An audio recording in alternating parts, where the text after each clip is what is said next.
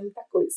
Que a gente possa experienciar nas nossas vidas todas as culturas que a gente desejar desse mundo, que nós, pessoas pretas, estejamos em todos os lugares que a gente quiser estar e que a gente possa existir sendo na representatividade das nossas culturas, dos nossos povos, dos nossos saberes, em todos os locais que a gente quiser. Então eu acho que é isso que eu questiono muito mais do que a gente pode, por onde a gente deve ir, de jeito nenhum. Então não questiono isso, apenas quero que nós também estejamos representadas e representados em todos os campos. E dentro da comicidade, isso tem sido cada vez mais possível. Cada vez mais eu conheço coletivas, coletivos e artistas maravilhosas e maravilhosos de todo o Brasil que têm se debruçado nesses saberes e aprendido com os nossos mais velhos e mais velhas em diversas manifestações afro-indígenas e afrodiaspóricas e tradições diversas sobre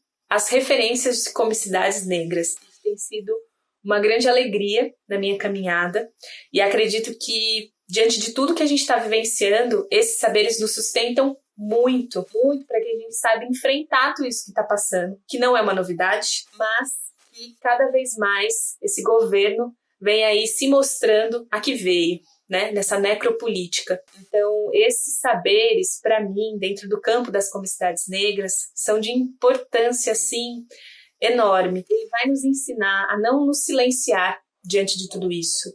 Ele nos ensina a expor tudo o que está acontecendo e a rir disso, a saber rir. E vai ensinar também essa sabedoria do riso, esse riso que também vai nos acalentar diante de tudo isso que está vivendo, mas não vai nos adormecer. Ele sempre nos traz a memória de quem nós somos. E eu acho que é sobre isso que eu venho vivenciando e venho compartilhando com os meus e com as minhas. Essa força que está entre a gente entender o diálogo entre saberes de família, sobre espiritualidade, sobre resistência, pensando aí como tem sido importante cada vez mais as produções referentes às comicidades negras. Penso nesse campo também de atuação no ensino da comicidade negra, né? No ensino das artes, o quanto isso tem sido possível também para que a gente possa referenciar as nossas, os nossos, para que a gente possa também buscar esse processo de formação a partir dos nossos saberes, a partir das nossas ancestralidades, dos nossos fundamentos.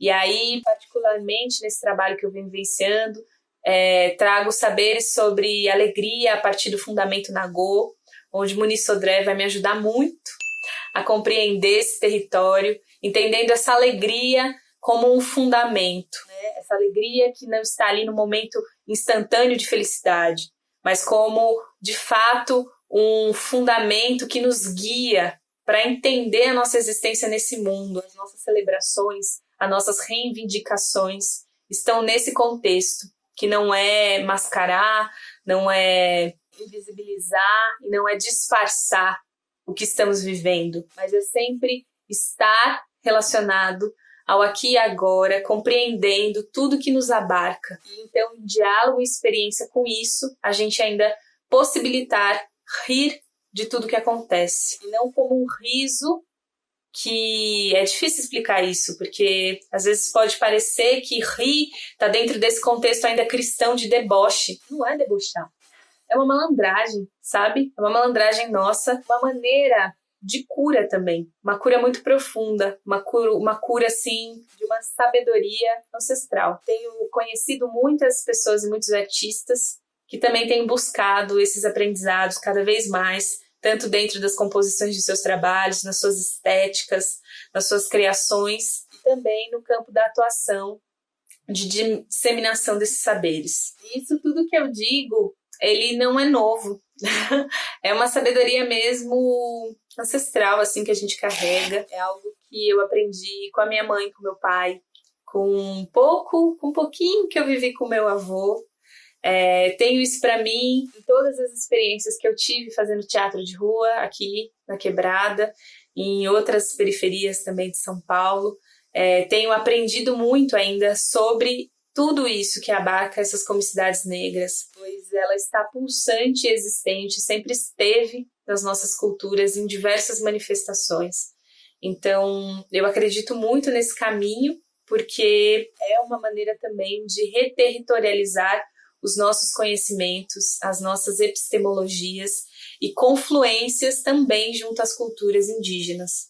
Então tem um processo também de aprendizado sobre algumas figuras cômicas indígenas, e acredito que nos reinventar nesse campo de atuação é se escuta sobre muitas histórias que não nos quiseram que chegassem até nós, muitas histórias que existem, mas que pouco puderam ser contadas. Então, eu acho que é reconhecendo essas histórias, essas trajetórias e todas essas grandes lideranças dentro das nossas lutas negras e também indígenas, vou sempre trazer aí um diálogo com os saberes indígenas, porque reconheço também que que faz parte do projeto desse colonialismo, dessa cultura eurocristã, nos separar, né, separar negros e indígenas, para que a gente não reconheça as nossas confluências, né? Então, não que a gente tenha que se misturar, mas a gente pode caminhar junto sem se misturar, já diria Antônio Bispo dos Santos. Então, sempre vou trazer sempre um paralelo a essas confluências, mas trazendo cada vez mais esses saberes, dessas lideranças, dessas representações, dessas simbologias dentro dessas culturas afrodiaspóricas, indígenas e afro-indígenas. Penso o quanto a gente tem se reinventado a partir de recontar as nossas histórias, de recontar as histórias das nossas mais velhas, dos nossos mais velhos, de entender de fato quem nós somos e não de quem nós temos que buscar a ser, né? Porque é isso, a gente sempre pergunta para as crianças, o que você vai ser quando crescer? E na real ela não tem que pensar quem ela vai ser, e sim compreender que ela já é. Então por isso que no começo eu falo um pouco das minhas memórias de infância, porque ali está dizendo quem eu já era, ali está apontando as minhas maneiras de estar nesse mundo. E eu acho que reconhecer isso é muito importante. E dialoga também com o que eu venho aprendendo do que é o pensamento de educação dentro das culturas afrodiaspóricas, afro-brasileiras e também indígenas. Então, se reinventar no campo das artes, na comunidade negra, é também se reinventar no campo da educação, da espiritualidade, dos saberes de família, está tudo junto e tudo dialoga e tudo te compõe. Então, que cada vez mais a gente possa trazer para a cena esses saberes, quem a gente é.